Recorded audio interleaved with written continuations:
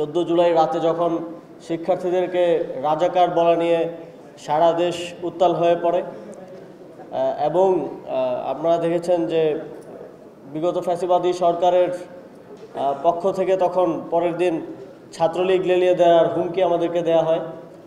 সেই সংকটাপন্ন মুহূর্তে আমরা যখন 15 জুলাই প্রোগ্রামটা ঘোষণা করি, আমরা একরকম আতঙ্কে ছিলাম যে আসলে উপস্থিতি কেমন হয় এবং ঢাকা বিশ্ববিদ্যালয়ের বাইরে থেকে শিক্ষার্থীরা কেমন অংশগ্রহণ করে।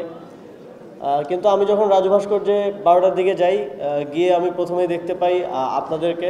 আপনারা ঢাকা মেডিকেল থেকে একটা মিছিল নিয়ে গিয়ে আগে থেকেই রাজু ভাস্কর্যে অবস্থান করছিলেন এবং সেটা আমাদেরকে প্রেরণা জুগিয়েছে যে আমরা একা নই, আমাদের সাথে আশেপাশের শিক্ষা প্রতিষ্ঠানের যারা আছেন সবাই আছে। যেই থ্রেডটা আমাদেরকে দেওয়া হয়েছে সেটা আমরা একসাথে মোকাবিলা করব এবং সেদিন হয়েছিল তাই।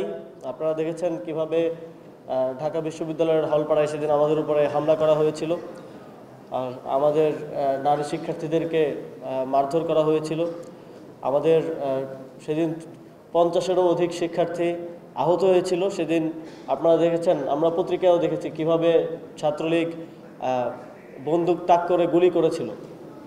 এবং সেই 15 জুলাইয়ের পরেই আমাদের আন্দোলনের ট্রানজিশন পয়েন্টটা শুরু হয়। আমাদের আন্দোলন এই হামলার মাধ্যমে শুধুমাত্র কোটার আন্দোলনে আর সীমাবদ্ধ থাকেনি। কোটার আন্দোলন থেকে আমাদের যেই জনগণের যেই আকাঙ্ক্ষা, দীর্ঘদিনের অত্যাচার নিপীড়নের মধ্যে থেকে যেই স্বাধীনতার আকাঙ্ক্ষা, সেই আকাঙ্ক্ষার পথে 15 জুলাই থেকে এই আন্দোলন চলা শুরু করে।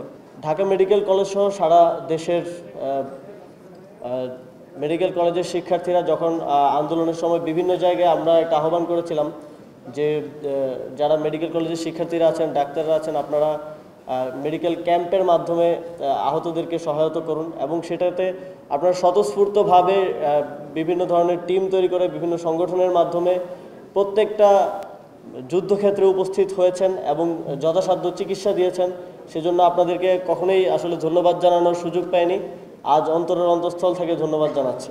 বাংলাদেশে গত 16 বছরের ফ্যাসিবাদী ব্যবস্থার কারণে এমন এমন জায়গা রাজনীতিকরণ করা হয়েছে যেখানে রাজনীতি থাকার কোনো প্রশ্নই ওঠে না। যেমন আমি কাজ করতে গিয়ে এখন দেখছি যে ক্রীড়াক্ষেত্রটা কীভাবে রাজনীতিকরণ করা হয়েছে, ঠিক একইভাবে চিকিৎসা ক্ষেত্রে রাজনীতিকরণ করা হয়েছে। রাজনৈতিক বিবেচনা চিকিৎসা ক্ষেত্রের মতো একটা জায়গা যেখানে আসলে সকল ধরনের ধর্ম, বর্ণ, শ্রেণী নির্বিশেষে সকলকে এক কাতারে রেখে একভাবে বিবেচনা করে চিকিৎসা দেওয়ার কথা, সেখানেও রাজনীতিকরণ এমন পর্যায়ে করা হয়েছে যে আমরা দেখেছি যে 4ই আগস্ট প্রত্যেকটা মেডিকেল কলেজ থেকে শান্তি সমাবেশ বের হয়েছে, যেটা অত্যন্ত দুঃখজনক।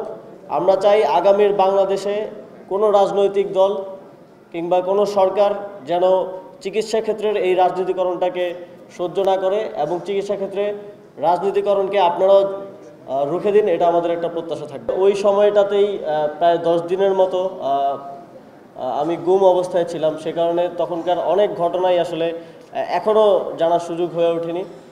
ঠিক 5 তারিখের পরেই সরকার গঠন এবং সরকারের দায়িত্ব পালনের কারণে অনেক কিছুই জানতে পারেনি, অনেক কিছুই এখনও অন্ধকারে রয়ে গেছে এবং বাংলাদেশের অনেক মানুষই কিন্তু এই ঘটনাগুলো জানে না। সেজন্য আপনাদের প্রতি আহ্বান থাকবে যে জুলাই গণ অভ্যুত্থানের আপনাদের প্রত্যেকের স্মৃতিগুলো, প্রত্যেকের অভিজ্ঞতাগুলো আপনারা লিখুন, আপনারা বই আকারে প্রকাশ করুন, আপনারা প্রকাশনী আকারে প্রকাশ করুন, যাতে করে দেশের মানুষ জানতে পারে আমরা দেশের মানুষের স্মৃতি থেকে আগামী 100 বছরেও যেন কোনোভাবে এই জুলাই গণ অভ্যুত্থান হারিয়ে না যায়। সেজন্য প্রত্যেকের জায়গা থেকে স্মৃতি সংরক্ষণ করতে হবে।